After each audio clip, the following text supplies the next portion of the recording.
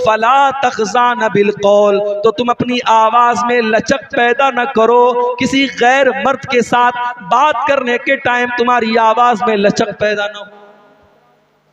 Mobile पर आज जाहिर है हर घर में मोबाइल है, लड़कियों के पास भी मोबाइल है, माँ के पास भी मोबाइल है, बेटी के पास भी मोबाइल है। मोबाइल पर कभी किसी अनजान नंबर से भी कॉल आ सकता है, किसी गैर मर्द का भी कॉल आ सकता है। अब एक मुसलमान औरत क्या मोबाइल इस्तेमाल ना करे?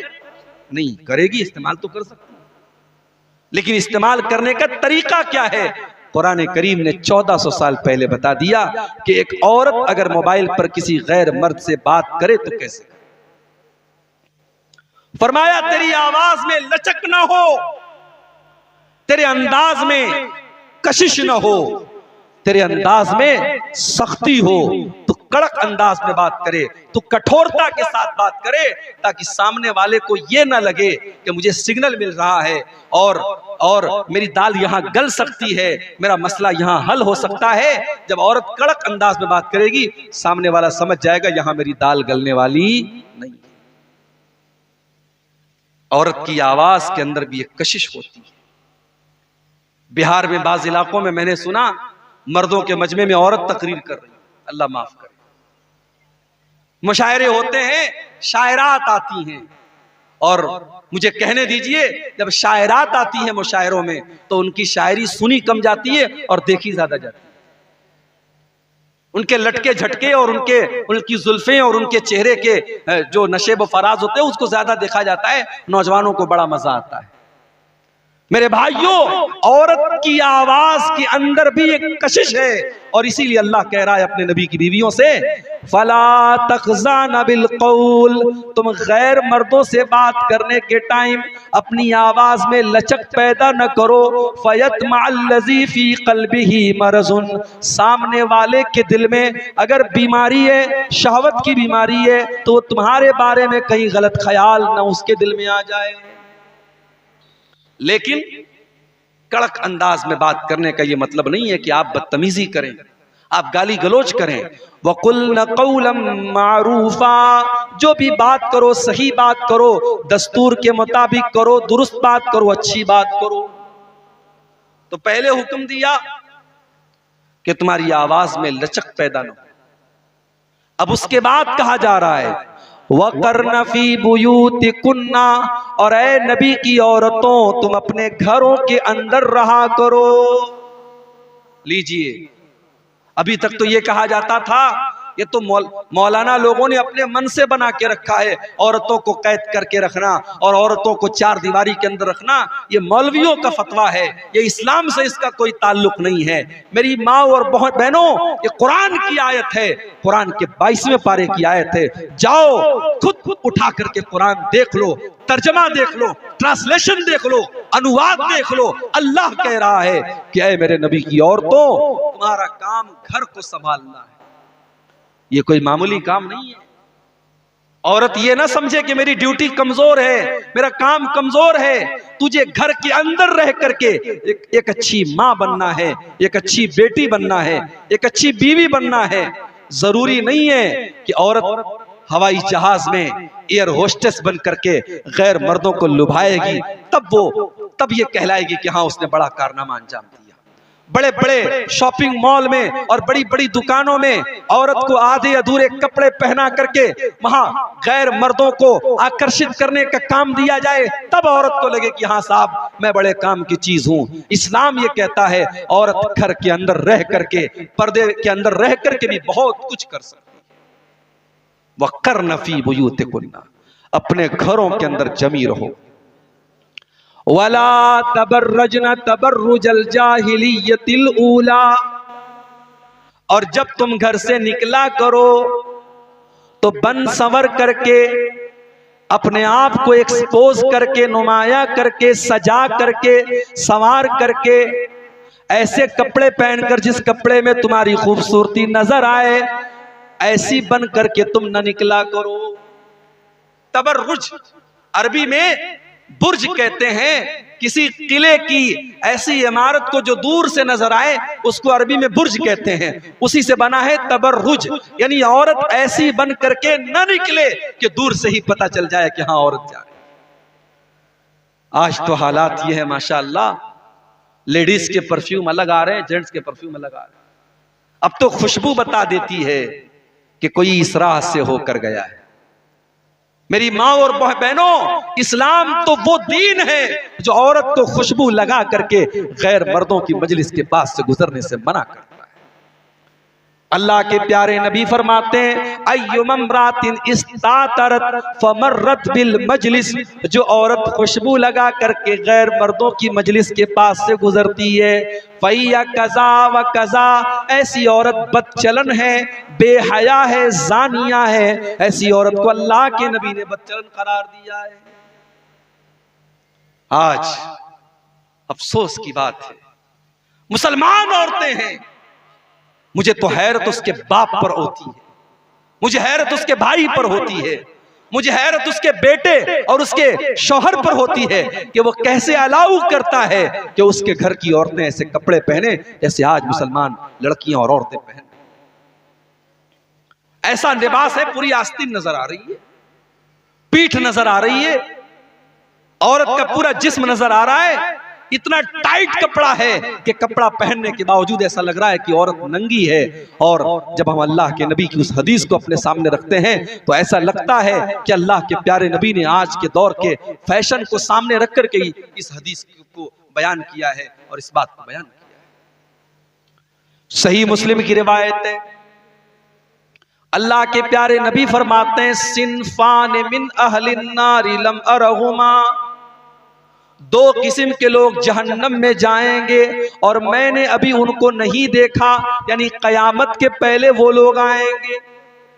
नंबर 1, कौमुन माहुम सियातुन काजना बिल बकरी यजरिबून बिहन्नास, कुछ ऐसे लोग आएंगे जिनके हाथ में गाय की दुम की तरह कोड़ा होगा और वो कोड़े से लोगों को मारेंगे। अब यहां कोड़े का मतलब कोड़ा भी हो सकता है और यहां कोड़े का मतलब यह भी हो सकता है कि उनके हाथ में पावर होगा, उनके हाथ में ताकत होगी और वो ताकत का गलत इस्तेमाल करेंगे।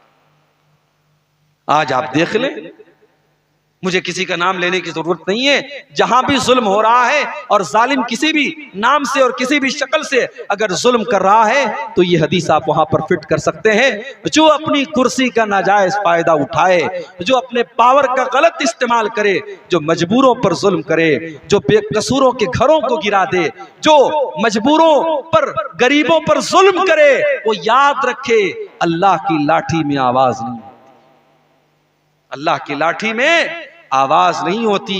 जो आज साहिबे मसनद हैं कल नहीं होंगे, किराएदार हैं, जाती मकान थोड़ी है। आज अगर आपके पास इख्तिदार और कुर्सी है कल नहीं होगी, और जब कल नहीं होगी तब आप अपने अंजाम को भुगतिएगा। मेरे प्यारे साथियों, अल्लाह के नबी फरमा रहे हैं कि ऐसे लोग होंगे जिनके हाथ में गाय की दुम की तरह कोड़ा होगा और वो दूसरों को मारेंगे।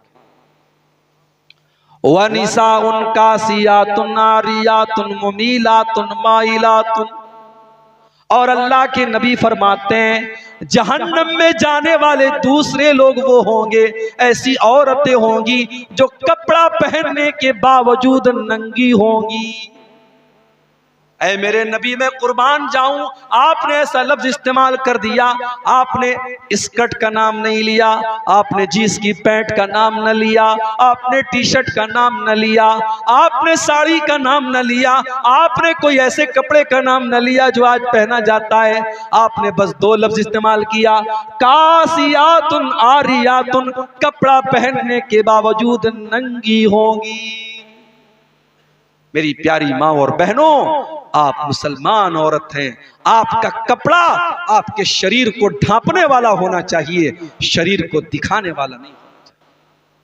अभी कलकत्ता से आ रहा हूं मैं, जुमा का खुतबा मैंने कलकत्ता में पढ़ाया। कलकत्ता की सड़कों पर मुसलमान औरत जा रही है, माशाअल्लाह नकाब में जा रही है, नकाब में जा रही है, मगर उस नकाब के अंदर इतने डिजाइन बने हैं, इतने नक्शो निगार बने हैं, इतने उसके अंदर इतना उस नकाब को सजाया गया है कि शायद बगैर नकाब के अगर वो औरत गुजरती तो शायद उतनी तवज्जो उसकी तरफ न दी जाती जितनी नकाब की वजह से। मेरी प्यारी माओ बहनों, नकाब और पर्दे का हुक्म इसलिए दिया गया है ताकि औरत को छुपाया जा सके। अगर नकाब के जरिए औरत अपने आप को दिखा रही है तो वो नकाब भी हराम है, वो नकाब भी गलत है। कासियातुन आरियातुन, कपड़ा पहनने के बावजूद नंगी होंगी। माइलातुन, वो गैर मर्दों को अपनी तरफ आकर्षित करेंगी। मुमीलातुन, उनकी चाल के अंदर बेहया औरतों की चाल होगी। रुऊसुहुन्ना कास्निमतिल बुख्तिल माइला, उनका बाल का बनाने का जो स्टाइल होगा, उनके बालों का जूड़ा जो होगा वो ऊंट के कुहान की तरह होगा। वो अपने बालों का जूड़ा ऐसे बनाएंगी जैसे ऊंट का कुहान होता है। ला यदखुलनल जन्ना, ऐसी औरतें जन्नत में नहीं जाएंगी, और जन्नत में जाना तो बहुत दूर की बात है। वला यजिदना रिहा, वो जन्नत की खुशबू भी नहीं पाएंगी। ये है इस्लाम और ये है नबी की तालीम। तो औरत घर से निकले तो तबर्रुज करके न निकले, बन संवर करके न निकले। नबी अकरम का दौर है, मस्जिद में नमाज के लिए औरतें भी आया करती हैं। मर्दों के पीछे औरतों की सब लगती है। नमाज खत्म होती है, मर्द हजरात भी मस्जिद से निकल रहे हैं, औरतें भी निकल रही हैं। अल्लाह के प्यारे नबी की नजर पड़ गई। आपने देखा कि मर्दों और औरतों की भीड़ आपस में गुड़मुड़ हो रही है, मिल रही है। आपने बड़े गुस्से में औरतों से कहा, इस्ताखिरना, अय औरतों तुम पीछे हट जाओ। लैसा लकुन्ना अन तहफुकन तरीक, बीच रास्ते में से चलना तुम्हारा काम नहीं है। औरतों पीछे हटो, तुम्हारा काम बीच रास्ते में से चलना नहीं है, मर्दों से सट करके चलना नहीं है। अलैकुन्ना बिहाफातित तरीक, अय औरतों तुम किनारों से चलो, तुम रास्ते के किनारों से चलो, बीच रास्ते में से न चलो। ओ मेरी प्यारी माँ बहनों, वो रात रात भर जलसे और तकरीरें सुनने वाली औरतें तो नहीं थी। उन्होंने नबी की हदीस को सुना, उन्होंने नबी के जुमले को सुना। हदीस के अल्फाज हैं, फकानतिल मरअतु तल्तसिqu बिल जिदार। नबी का एक जुमला सुनने के बाद औरतों ने अल्लाह के नबी की बात पर अमल किया और इतना किनारे से चल रही थी कि बाज औरतें दीवार से चिपक करके चलती थी और उनका कपड़ा दीवार में फंस जाया करता था। नबी ने एक जुमला इस्तेमाल किया और उनके पर्दे का ये आलम था, उनकी इताअत का ये आलम था। मेरे प्यारे साथी, वला तबर्रजना तबर्रुजल जाहिलियतिल ऊला, ऐ नबी के घर की औरतों तुम बन संवर करके न निकला करो। वह अकीमनस सला, और तुम नमाज कायम किया करो। रमजान का महीना आने वाला है। ओ मेरी प्यारी माँ बहनों, अगर आप नमाज नहीं पढ़ती हैं, कम से कम रमजान में शुरू कर दीजिए और कोशिश कीजिए कि रमजान में एक वक्त की नमाज भी कज़ा न होने पाए। इंशाअल्लाह अगर आपने एक महीना नमाज की पाबंदी कर ली तो मुझे पूरी उम्मीद है कि आप अगर रमजान भर नमाज पढ़ सकती हैं, एक महीना 5 टाइम की नमाज पाबंदी से पढ़ सकती हैं, तो साल के बाकी 11 महीने भी आप नमाज की पाबंदी कर सकती हैं। बहाने मत कीजिए, नमाज न पढ़ने का कोई बहाना नहीं है हमारे पास। नबी के दौर की औरतें गैस के चूल्हे पर खाना नहीं बनाती थी। नबी के दौर की औरतें नल से पानी नहीं भरती थी। उस जमाने के बच्चों को डायपर इस्तेमाल नहीं कराया जाता था। उस जमाने में भी बच्चे पलते थे, औरतें सारे काम करती थी और नमाज की पाबंदी भी करती थी। इसलिए नमाज न पढ़ने का हमारे और आपके पास कोई बहाना नहीं है। अभी सीरिया के अंदर जो जलजला आया था, उसमें एक 6 या 7 साल की बच्ची ने, जो 3 दिन तक बेहोश थी मलबे के नीचे, जब उसको निकाला गया और होश में आई है वो लड़की, तो 6 या 7 साल की वो बच्ची होश में आने के बाद पहला जो लफ्ज उसके मुंह से निकलता है, पहला जो जुमला उसके मुंह से निकलता है, वो क्या कहती है?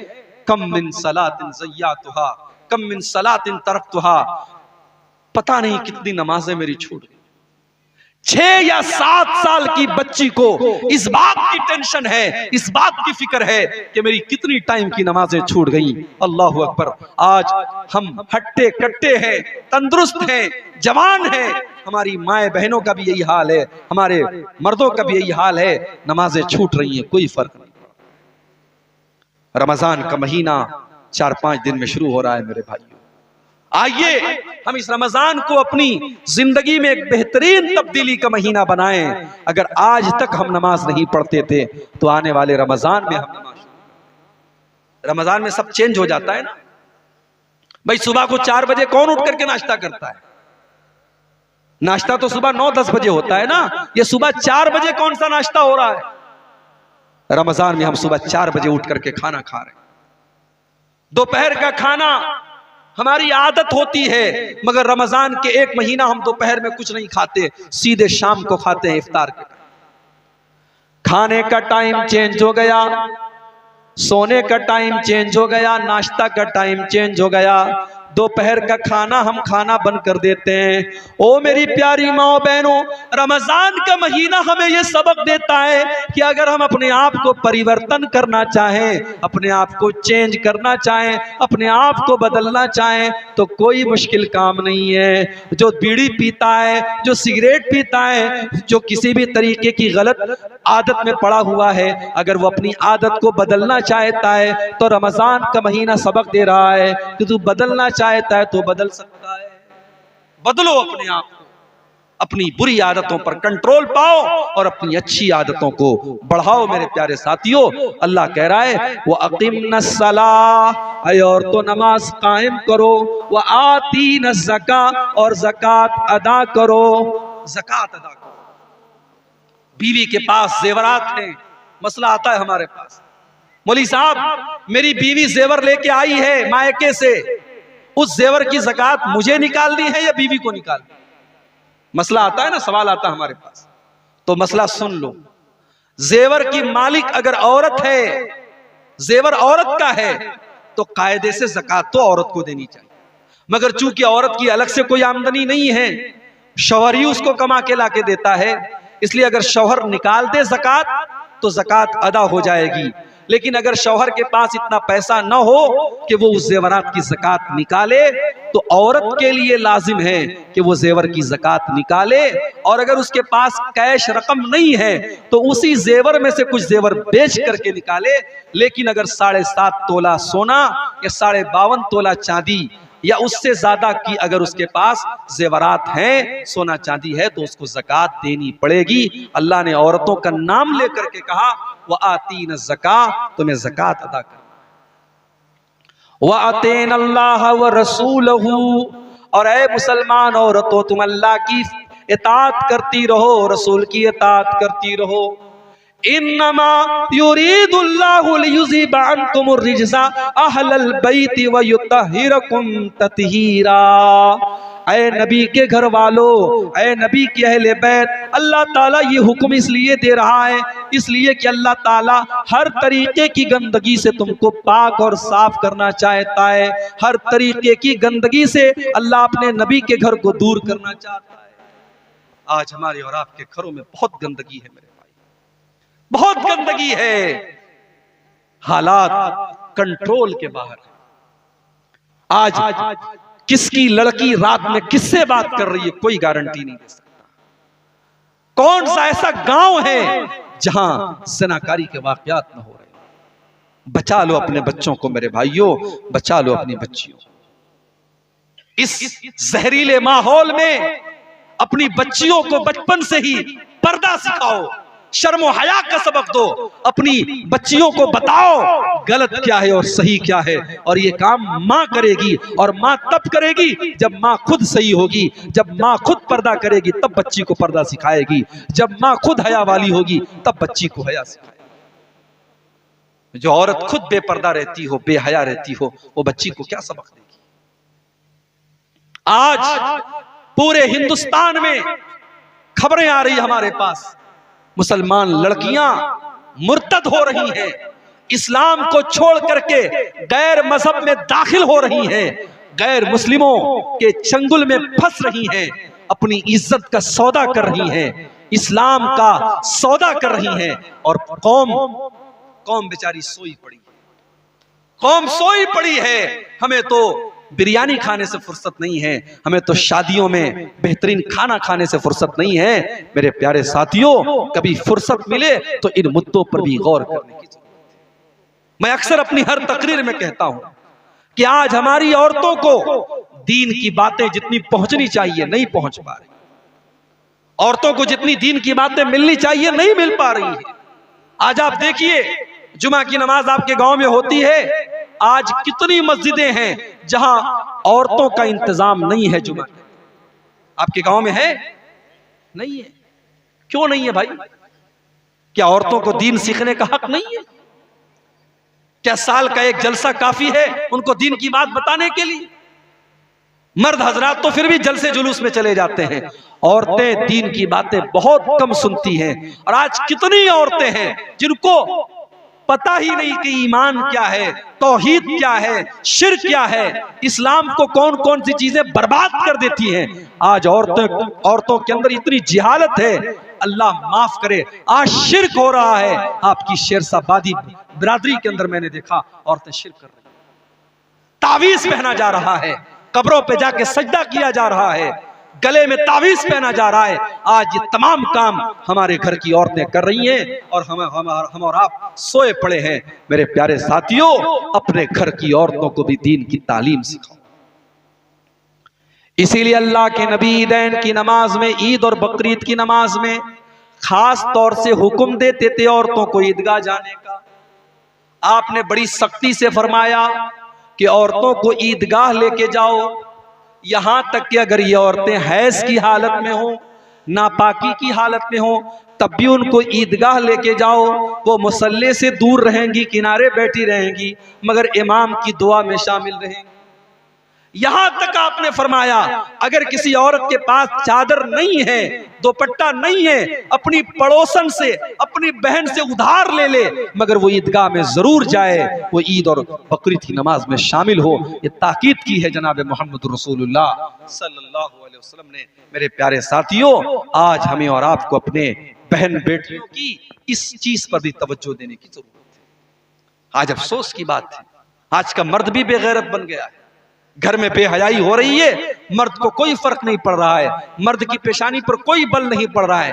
याद रखो, जिस भाई की बहन बेपर्दा घूम रही है और भाई को कोई फर्क नहीं पड़ता, जिस शौहर की बीवी बेपर्दा घूम रही है और शौहर को मजा आता है, और जिस बाप की बेटी टाइट कपड़े पहन करके घूम रही है और बाप को कोई फर्क नहीं पड़ता, वो भाई, वो बाप, वो शौहर बेगैरत है, वो दयूस है। और अल्लाह के प्यारे नबी ने फरमाया कि 3 लोग ऐसे होंगे कयामत के दिन जिनकी तरफ अल्लाह ताला न तो देखेगा, न बातचीत करेगा, न पाक साफ करेगा।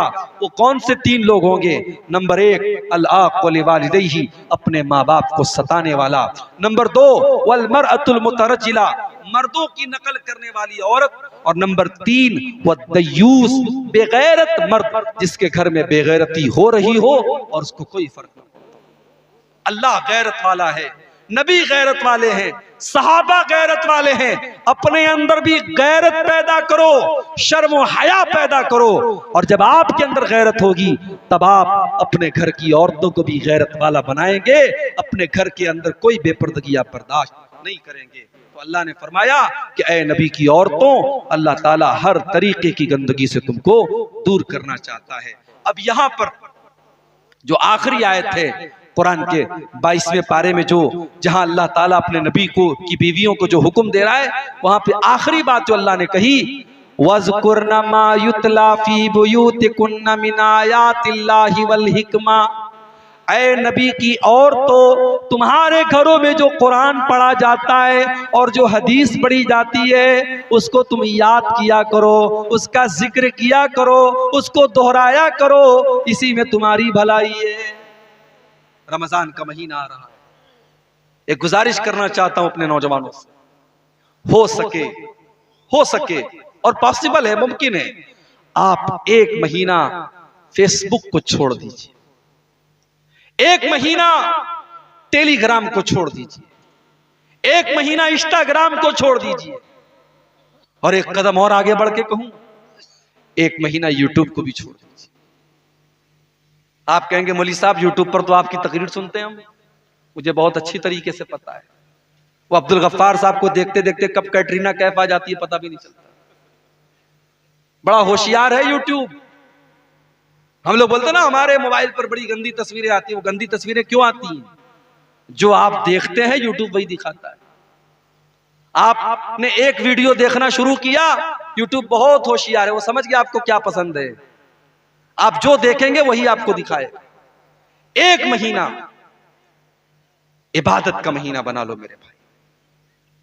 जब अल्लाह ने 12 महीनों में इस 1 महीने को चुन लिया है कुरान को नाजिल करने के, भाई अल्लाह अगर चाहता तो कुरान को शाबान में उतार देता, शव्वाल में उतार देता, मुहर्रम में उतार देता, मगर अल्लाह ने रमजान में उतारा। और नाम लेकर के अल्लाह ने कुरान में कहा, शाहरु रमजान अल्लज़ी उन्ज़िला फ़ीहिल कुरान, रमजान के महीने में कुरान को उतारा गया है। इस 1 महीने को जब अल्लाह ने कुरान का महीना बनाया है तो हम और आप इस 1 महीने में कुरान से जुड़ जाएं मेरे भाइयों।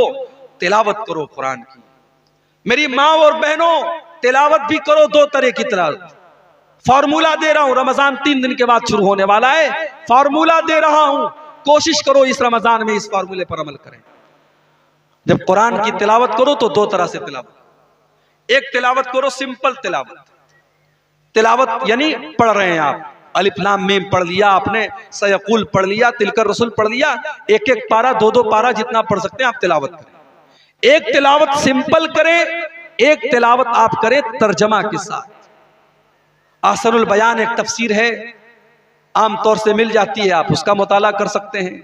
तफसीर इब्ने कसीर आमतौर से मिल जाती है, उसका मुताला कर सकते हैं। कोई भी अच्छी सी मुस्तनद तफसीर ले लें आप, और तर्जमा और तफसीर के साथ जितना हो सके 1 पेज 2 पेज 5 पेज कुरान को समझ करके पढ़ना शुरू करें। इस रमजान में आप ये 2 तरीके की कुरान की तिलावत करें, और मोबाइल से जहां तक हो सके दूर रहें।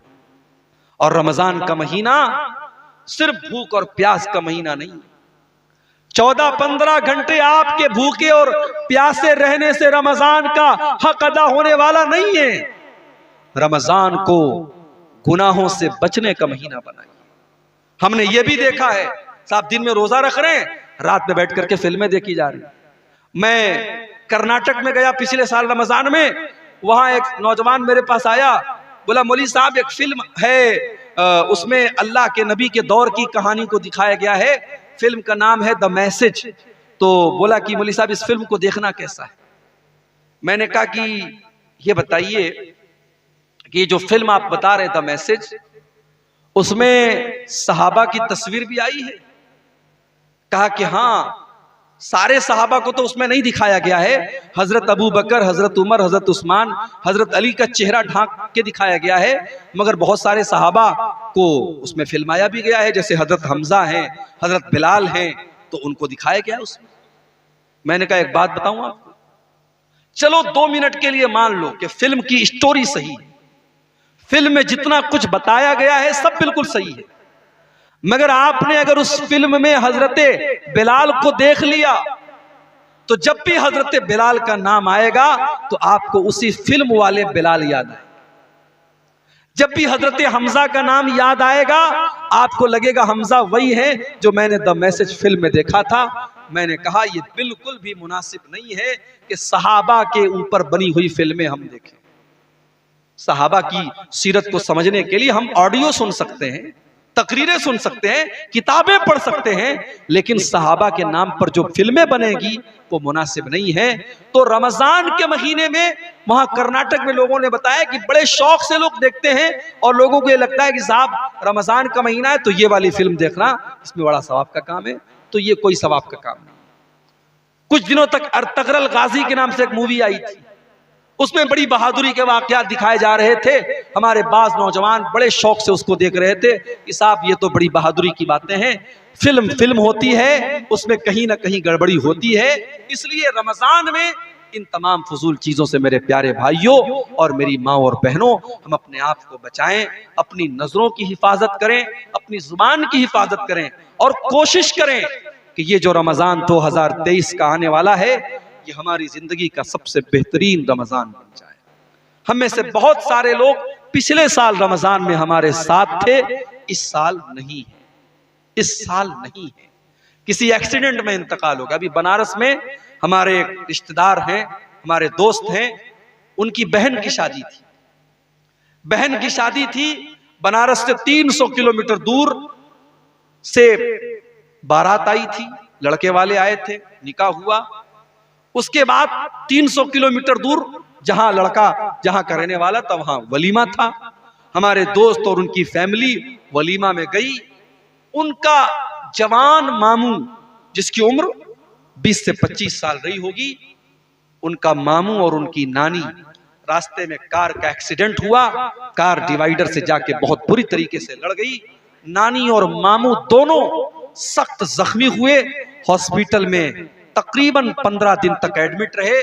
उसके बाद मामू का इंतकाल हो गया। 20-25 साल का जवान लड़का, अभी जिसका रिश्ता लगा था, शादी होने वाली थी, वो हॉस्पिटल में उसने दम तोड़ दिया। आज शादी की खुशी के बाद पूरा खानदान रो रहा है। मेरे प्यारे साथियों, हादसा किसी के साथ भी हो सकता है, हादसा किसी के साथ भी हो सकता है। मेरे साथ भी बड़ा खतरनाक हादसा हुआ था, अल्लाह ने बचा लिया, अल्लाह ने एक नई जिंदगी दी। लेकिन हम बराबर सफर में रहते हैं, कभी बाई रोड सफर हो रहा है, कभी फ्लाइट से जा रहे हैं, कभी ट्रेन से जा रहे हैं। अब तो दिल डरता भी है, न जाने कब कौन सा हादसा हो जाए और जिंदगी का चिराग गुल हो जाए। मेरे प्यारे साथियों, ये जिंदगी अल्लाह की अमानत है, ये जिंदगी अल्लाह की अमानत है। इसको अल्लाह को राजी करने के लिए गुजारो। अगर गुनाहों की दुनिया में हम और आप रहे हैं तो अब से भी मौका है, हम अल्लाह से तौबा कर लें, माफी मांग लें, बाज आ जाएं। याद रखो, गुनाह की जो दुनिया है, गुनाह की जो जिंदगी है, वो हमें और आपको जलील करने वाली है। वो दुनिया में भी जलील करेगी, आखिरत में भी जलील करेगी। अपने आप को गुनाहों से बचाओ मेरे भाइयों। आने वाला रमजान का महीना हमें एक चांस दे रहा है, एक मौका दे रहा है कि हम अल्लाह से सच्ची तौबा कर लें। नबी ने बद्दुआ की है उस इंसान के लिए, जिब्रील अमीन ने बद्दुआ की है और नबी ने उस बद्दुआ पर आमीन कहा है, जो रमजान का महीना पाले और अपनी बख्शिश न करवा सके। रमजान का वो बाबरकत महीना बस हम पर साया फगन होने वाला है। आइए हम अल्लाह से दुआ करें, रब्बुल आलमीन उस माह मुबारक की हम सबको तैयारी करने की तौफीक अता फरमाए। रब्बुल आलमीन आज के इस जलसे में हमारे जो भाई बहन आए हैं, अल्लाह सबकी नेकियों को कबूल फरमाए, सबके गुनाहों को दरगुजर फरमाए। जो हम में बीमार हैं अल्लाह उनको शिफा अता फरमाए, जो रोजी रोटी से परेशान हैं अल्लाह उनके कारोबार में बरकत नसीब फरमाए। जब तक हम दुनिया में जिंदा रहें, इस्लाम पर जिंदा रहें, हम सबका खात्मा ईमान पर हो। आमीन। व आखिर दावाना अल्हम्दुलिल्लाहि रब्बिल आलमीन।